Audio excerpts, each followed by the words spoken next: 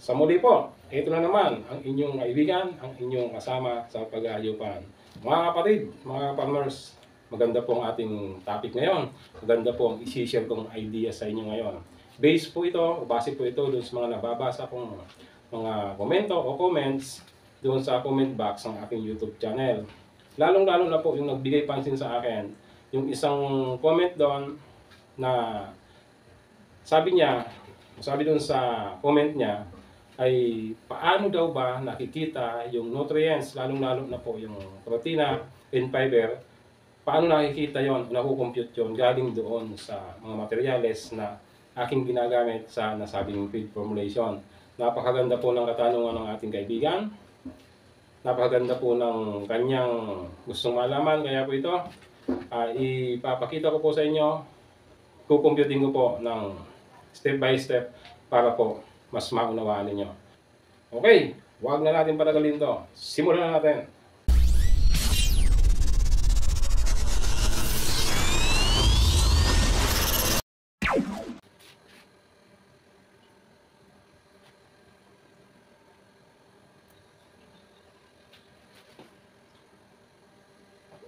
Eto mga kapatid, yan po. Gagawa tayo ng 10 kilong layer feeds. Yan po ang feeds para doon sa mga nangingitlog ng mga manok, mga alaga nating manok. Ngayon, gagamit po tayo dito ng 2 sangkap lamang para po mas madali yung maunawaan. Makikita po ninyo doon, ipapakita ko po sa inyo kung paano kinocompute o nalalaman yung protina at fiber ng 2 sangkap nito. Ang 2 sangkap pong gagamitin natin ay mais o corn at saka ang BSFL o Black Soldier Fly Larvae. Yan. Ngayon, ito pong layer feeds mga kapatid, ang protein content po niyan, o protein ang re-required niyan ay 17%. Ito po 17% na protein. Then, 7% naman na fiber. Yan. 17% na protein at 7% naman na fiber. Yan po ang ipapakita ko po sa inyo doon sa 2 sangkap na ating gagamitin. Ito nga po ang corn at saka ang BSFL.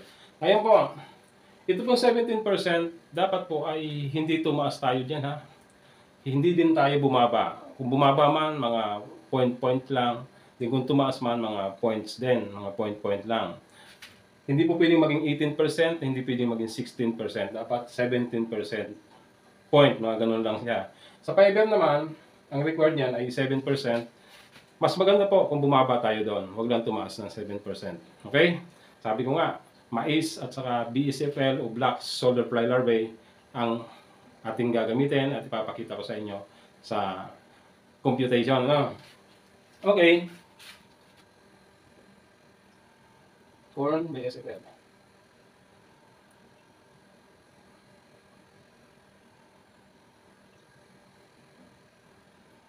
Ayan mga kapatid. Ang corn po o ang mais, ang protein content po niyan ay 9%. Yan, 9% protein. Then ang BSFL o ang Black Soldier Fly Larvae naman, ang protein content niyan ay 50%. Unahin po natin yung protina Ito. Unahin po natin hanapin itong 17%. Sunod po natin na maya-maya ang fiber pagkatapos po ng protein. Okay, ngayon lang kasimple. Gagamitan po natin siya ng tinatawag na box method. Napaka dali pong mag-compute ng rations o ng timbang sa box method. Okay, gagawa lang tayo ng box mga kapatid. Para po makita natin itong 17% protein. Dahil 17% protein, ang required na protein ng layer feeds, lalagyan natin dito ang 17%. Ito ngayon. Then, yung unang sangkap corn, 9% protein, lagyan natin ito yung 9. Then, pangalawang sangkap ay na BSFL ay 50% protein, lagyan natin dito 50. Ang next step niyan mga kapatid, i-subtract natin ito diagonally. Yan.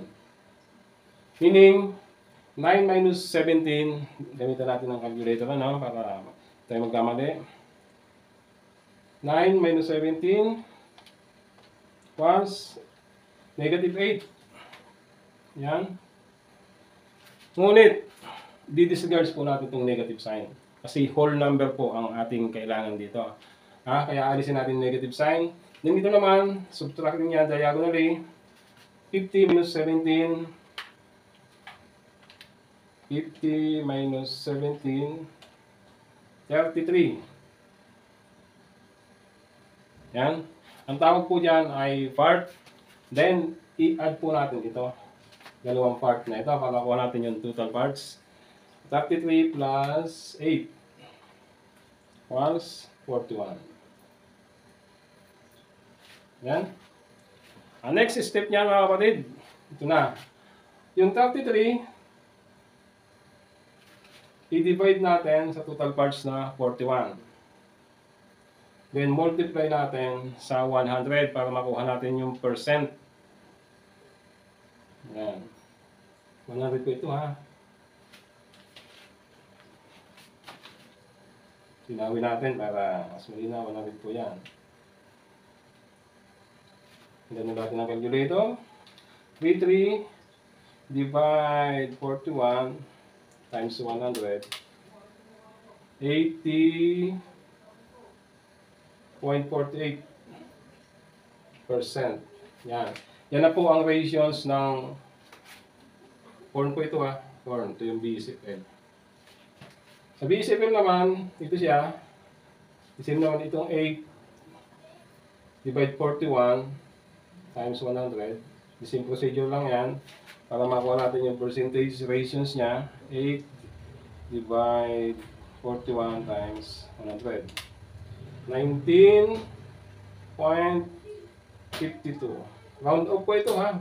Kasi kailangan yan 100%. Dapat ito 100%. Kaya nira-round off natin yan.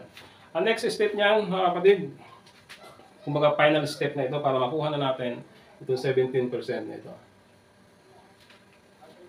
Kaya alisin na natin ito para masulatan tayo.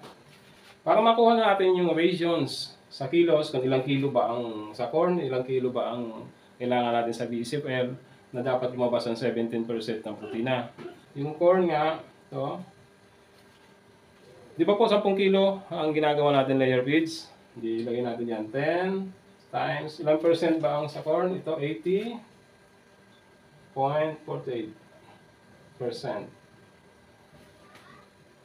Natin 10 times 80.48%. Sabihin 8 kilos 0.48. Yan, kilos na po ito. Then sa BCFL naman, the same, 10 kilos ang ginagawa natin. Times itong 19.52 na ratios na. Percent. 10 times 19.52%. Yan, 1 kilo o 1.52 kilos. Ang rations po ng corn, 10 kilo, dapat mag-mix kayo ng 8.048 kilos. Then, sa BCFL naman, sa black sugar fly, dapat ang rations niyan, ang timbang na kailangan natin ay 1.952 kilos. Ngayon, nakuha na natin yung rations. Ito na ang paghanap ng 17% na protein. Saan ba natin susulat? Okay, gawin ko na lang ito mga kapatid ha. Ito natin sulat itong 7 para makita natin itong 17%. Ito na 8 yung sa corn nga 8.48 kilos. 0.48 pala ito. 8.048 times. Yung corn po, 9% ang protina, di ba? Kaya i-multiply po natin sa 9%. Yan. Sinsya na po kayo, napaka-pangit ko ng sulat ko, 9%. Multiply natin. 8.048 48 times 9%. 0.72432 kilos na protein. Yun na lang natin ilagay, hindi na magkasya eh. Sa BCPL naman, ito, 1.952 kilos, multiply natin sa 50. Kasi 50% po ang protina ng BCPL. Yan. 1.952 times 50.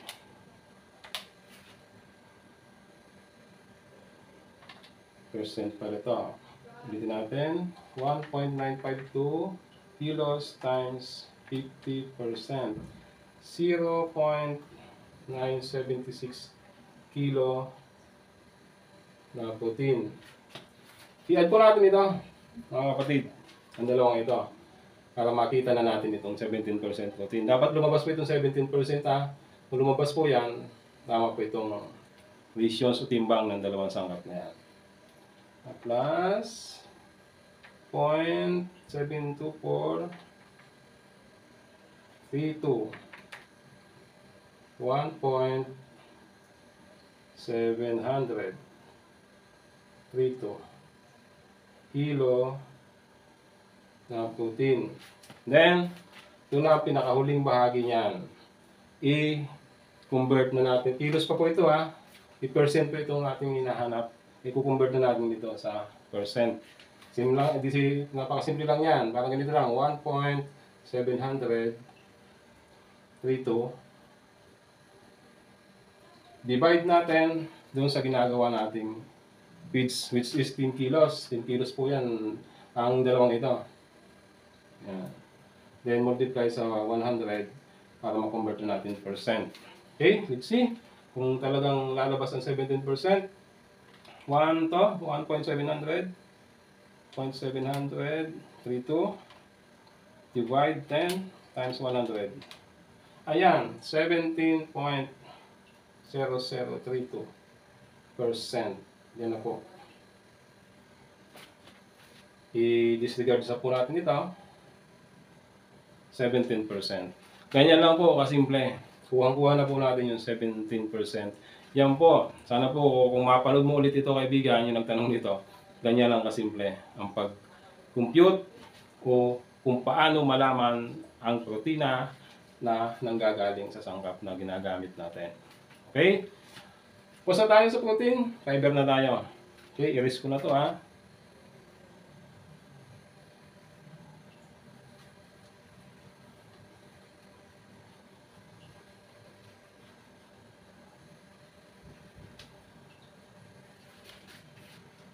Okay, fiber tayo.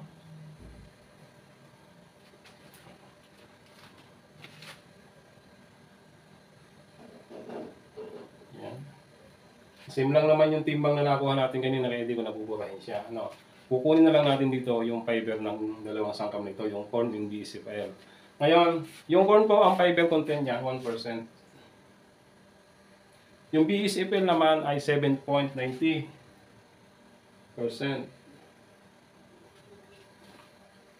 Pangit na lang ng sulat ko mga ka-farmers. 7.90%. Yan. Fiber nito ha. Yung fiber po yan. Ang fiber, ulitin ko po, ang fiber ng corn 1%. Then yung BCPL ay 7.90. Ngayon, sabi ko nga, 7% ang hahanapin natin. Di bali pong bumaba, mas mababa po, mas maganda yan. Meaning po, pag mababa ang fiber, mas madaling ma-digest yan sa intestine ng ating mga alagang hayop. Sa madaling sabi, ma-digest ng maayos, maraming nutrients na ma-absorb ang ating mga alagang hayop. Mas madali pong silang lumaki at mapapakinabangan. Okay? Dapat huwag tayong tumaas ng 7%, bumaba mas maganda. Okay, umpisa na natin. Ito po yung sa corn na nakuha natin timbang kanina. Multiply lang natin sa 1% na fiber niya. Yan. Okay, yun natin. 8.048 times 1%. Yan. Ang baba po mga kapatid. Yan, napaganda po. 0.08048 kilo na fiber. Yan.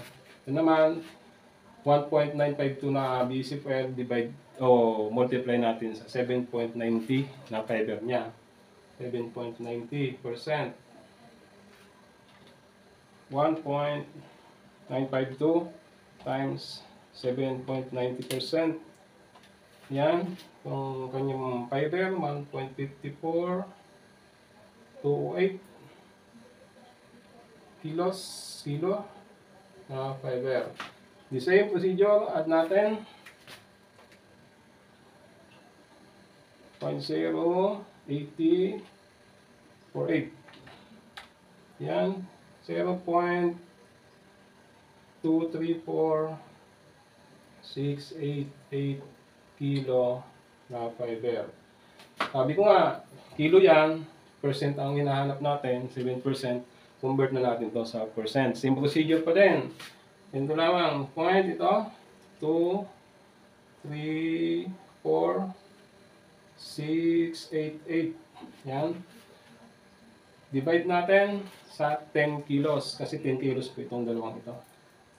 Na kinukuha natin ng fiber. Then, multiply sa 100 para ma-convert na natin na percent. Okay? Tingnan natin. Divide 10 times 100. Ayan po. 2.34688% o 2.35% na fiber. Napakababa po mga kapatid. Hindi man lang tayo gumitna o nangangalahati sa 7% sa required 7%. Maximum po kasi ito. Ibig sabihin maximum, hindi dapat tumaas ng 7% ang fiber para sa layer feeds. Mas mababa, mas maganda. Kaya the best po itong ratios na to. The best po itong corn in BCFL. Okay mga kapatid, sana po ay nabigyan ko na naman kayo. Lalong-lalo na po doon sa nag-iwan sa akin ng mensahe at nagtatanong tungkol dito. Kung paano malaman ang protein and fiber, paano ma-compute galing doon sa mga materyales na ating ginagamit. Kaya na po, ulit-ulitin nyo lang po panoorin yan. Imposible pong hindi nyo matututunan yan o malalaman yan. Doon po sa mga ibang nagre-request tungkol sa computation ng aking feed formulation, mag-comment lang po kayo dito sa video ito. At pag nabasa ko yan, bibigyan ko kayo ng link doon sa, kasi may mga formulation pong madaming materialis na ginagamit, mas komplikado po yon, mas mahabang computation, kaya may separate video po tayo dyan. Okay? Sana po ay nabigyan ko na naman kayo ng napakasimple, ngunit kapaki-pakinabang na information about sa paggawa ng feeds o sa feed mixing. So muli, June Bubi Seriola po ang inyong lingkod ng AB Amazing Vlog. Thank you so much at mabuhay tayong lahat. Magandang araw po sa inyo.